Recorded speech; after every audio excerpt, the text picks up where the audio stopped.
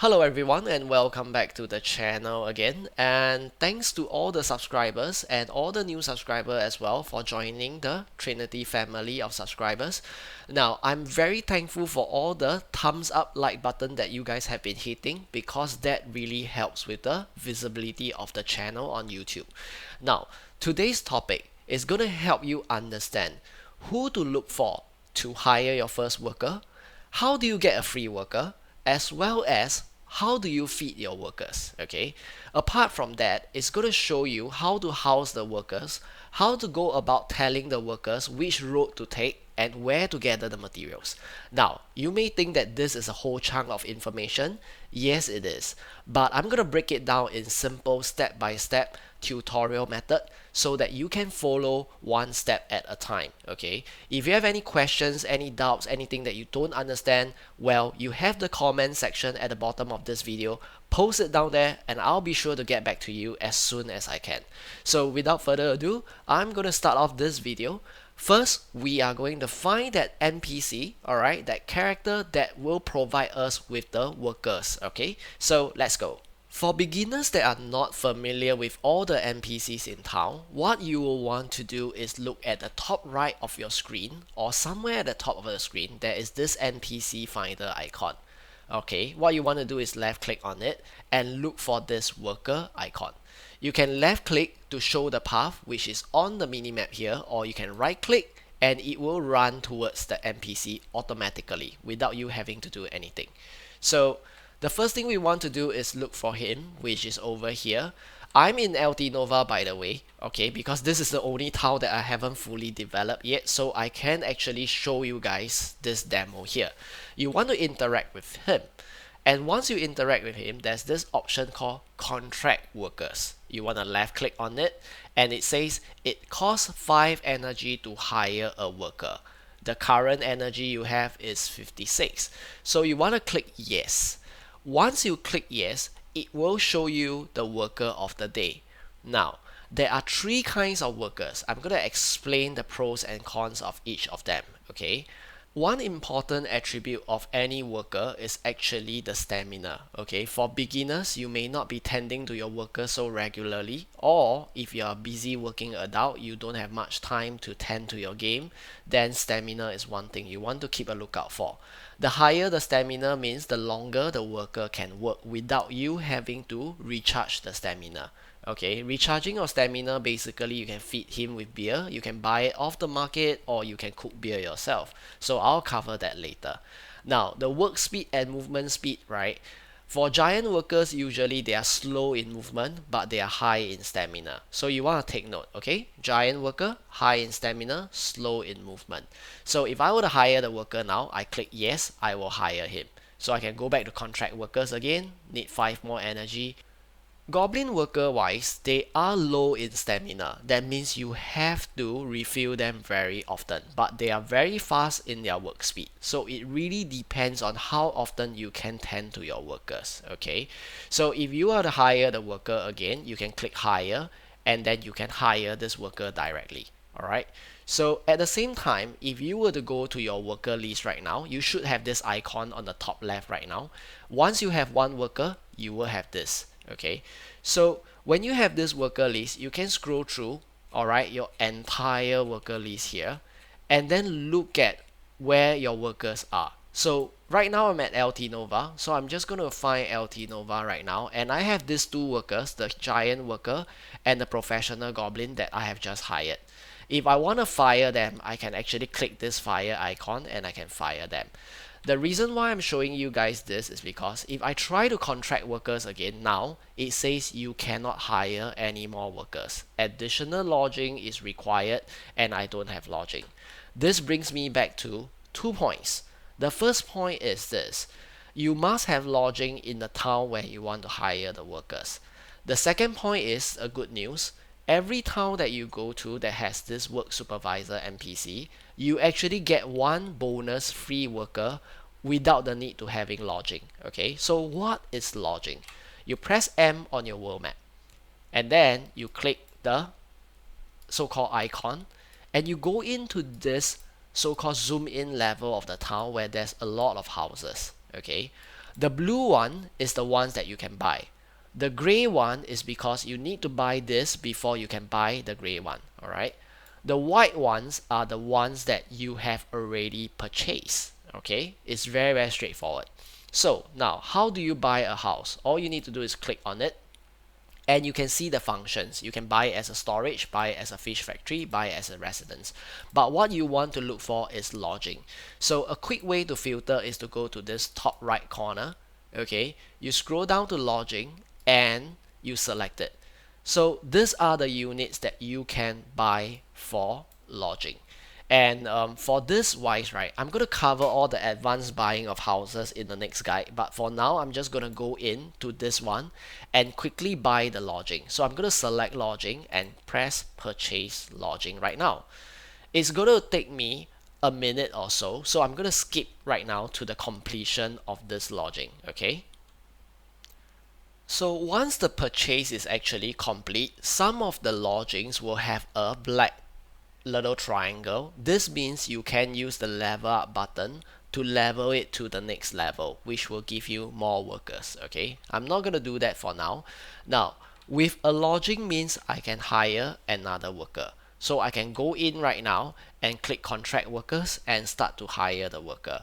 The main thing is this: we know that giant workers have high stamina, the least maintenance required. Goblin has the lowest stamina but the higher work speed. Okay, so they are opposite of each other. The one that is between the two of them is the human workers. Human workers are more balanced, but human workers has this attribute called luck. So luck will actually help you so-called proc for rare items when they actually go out there and gather items. Alright, so that's pretty much the three types of workers that you'll get exposed to. Of course, there are other forms of workers which you will come across when you reach Grana, so I'll reserve that for another video. Now that you already know how to get workers, how to provide lodging for them, it's time to learn how to send them out into the world in order for you to get materials. Alright, so before I tell you how to send them out, I just want to make a quick note of this. You are in, let's say for example, LT Nova. If you hire the workers in LT Nova and they go out to collect the resources that they collect will go back to LT Nova storage. You must remember, items collected always go back to the main town storage. For the next part of this video, I'll need you guys to stay all the way to the end of it, because at the end I will be highlighting some issues that you guys may face. So for the time being, let us move on to this part of the tutorial. It is mainly going to focus on how you can send the workers out into the open world to gather resources. Now, the main thing we need to identify is two kinds of lines. The first line is a golden line, which looks like this. Okay, this is a golden color line. Alright, you see this is like a golden color line. And the second type of line is a white line. Okay, the white one is definitely more obvious. So what does these two lines means? When you have a yellow line, that means the place is invested in or already connected. They are both the same meaning. Okay, once you invest or connect to a place, it is a golden line. When a place is not connected to and not invested, it is a white line. I also want you guys to take note that over at all these places, all these different nodes, there are no lines for the time being. And as I go along, you will notice lines begin to pop up. Okay, so with the lines understanding aside, let's look at how do we connect them. Now, let's click on this first node over here. I want you guys to notice that there is no other information here. Okay, there's no resources for me to gather, and all I have is this option over here. Contribution points required is 3. Invest contribution. So I click on it, the line turns golden. I escape.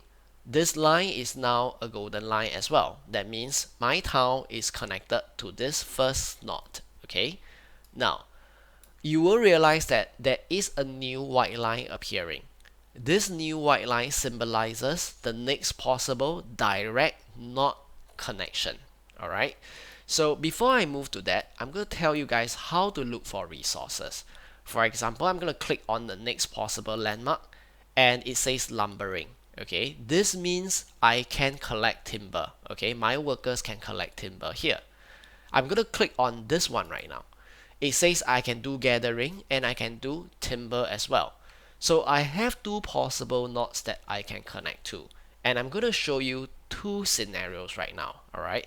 So the first thing I want to show you guys is this. I don't have a line that connects. So naturally, if I click in, there won't be a invest button. Okay, not like the previous where I can just click invest and it's connected. Now it doesn't have. So the only option I have is previous node. What this does is when you click on it, it shows you these vertical lines. That means to say, to connect to this Veterans Canyon, I must have a node connection to either this line or this line. Okay, and naturally to speak, because I already have LT Nova Gateway, I would definitely want to connect to this point first. So that's what I'm gonna do. I'm gonna click in, invest contribution. Line turns golden again, it's connected. Okay, as you can see, now I have two more lines coming out. They are white lines, means they are not connected. So I'm going to show you a way, alright, or an example of successful connection and not successful connection, and what is the factor.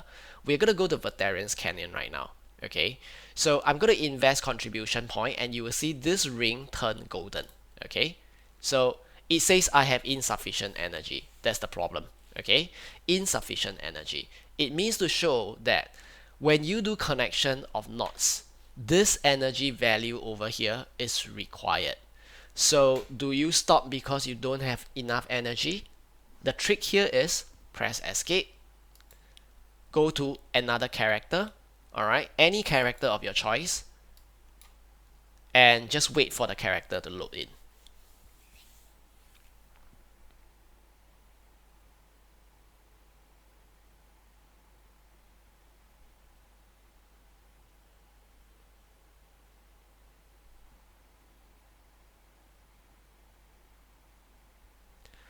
Now, with the character loaded in, I now have more energy. Okay, so I can go back to my world map, go back to the same location where I was, and now I can continue my connection. Okay, so that's one trick that I want to share to you guys. If you run out of energy doing this, which you surely will, what you want to do is that you will want to so-called change a character and continue this process. Okay, so right now I'm going to invest contribution, click here, and you see that the golden circle, it appears.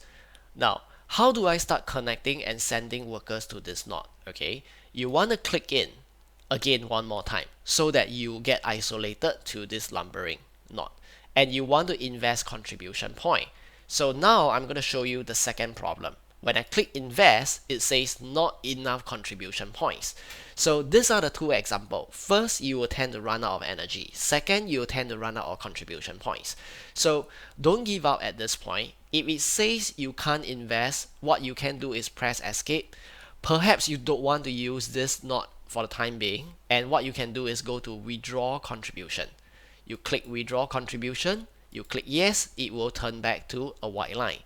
Press escape. Try the next node instead. It might require lesser contribution point, because this previous node, okay, over here is 1 contribution point, and when I go in, it requires 3 contribution point, so total 4. But right now, what I'm doing is I'm recalling my contribution point, and I'm going to try Goggle Rock Belt. At Goggle Rock Belt, what I'm going to do is I'm going to try to invest in it, make this turn golden, go to gathering. You see, this is only 1 contribution point. It's not 3 contribution point like the timber. So straight away, I can invest in it. And once I do that, I have this window. On the left list is all my workers. I have human workers, I have giant workers, and stuff like that. To let them start work, just select the worker closest to the node itself within the town and click start work. That's all. Yeah. And you just started having your workers work for you. It's time to tell you guys one big difference, okay, between value pack users and non-value pack users. For new players, the value pack is like a VIP pass, or it's like a premium, okay, in games. So in Black Desert Online, you get them every now and then through events, or you have to buy it from the cash shop. if you have a premium or a value pack active, you can do not investment like what I just did. You go to the world map, you click, you invest, you click, you invest. Each time you do it, it costs you 10 energy. To counter the lack of energy, switch a character. That's all, okay? Now, for non-value pack users, you have no choice but to travel to that place itself, talk to the Not Manager NPC, and you will get the same window, and then you can do the same thing. Meaning to say, for the next Not, you need to travel there with your character manually and talk to the Not Manager NPC, get the screen, and do the same. So that's the difference between a value pack user and a non-value pack user. For starters, I would recommend you to invest smart. Okay, invest in so-called stable items. So I'm gonna share with you guys, for the new players that's watching this video right now. Okay, what you want to do is focus on the first 3 knots closest to failure, because number one, they are the closest, so the worker traveling time and collection time will be very fast. So you want this thing to be optimal. Furthermore, you don't have enough contribution points to go far as well. So what I want you guys to do is focus on this. The first farm, Finto farm, alright, potato, chicken meat. The second farm, Batali farm, potato, chicken meat. Again, it's the same thing. The third farm, alright, potato. Ignore specialties. They are something that is not applicable to new players at this point of time. So just ignore this crate when you see these specialties. You can't use it anyway, alright? The main thing is, out of all 3, you have to get potato for all. Because potato is used for cooking beer. And beer is used for so-called feeding your workers. To see the energy or so-called stamina level of your worker, all you need to do is go to the worker icon over here, left click, and look at this window. Okay, at the portrait of your worker, there will be this bar that's called a stamina bar. For the time being, this is 21 out of 30. The moment it reaches 0, the worker will stop working. Okay, this timer here counts down 16 minutes and about 30 plus seconds before my worker completes this cycle of gathering. And you notice that there's this 49,700 times at the end of the sentence itself. Okay, this brings me to the next point. Whenever you guys send the worker out for the first time, after he finishes the first round of work, he will stop. Okay, he's not that smart yet. So what you want to do is, after he stops working, the next time when you check back on this worker list, all you need to do is press this button, repeat all.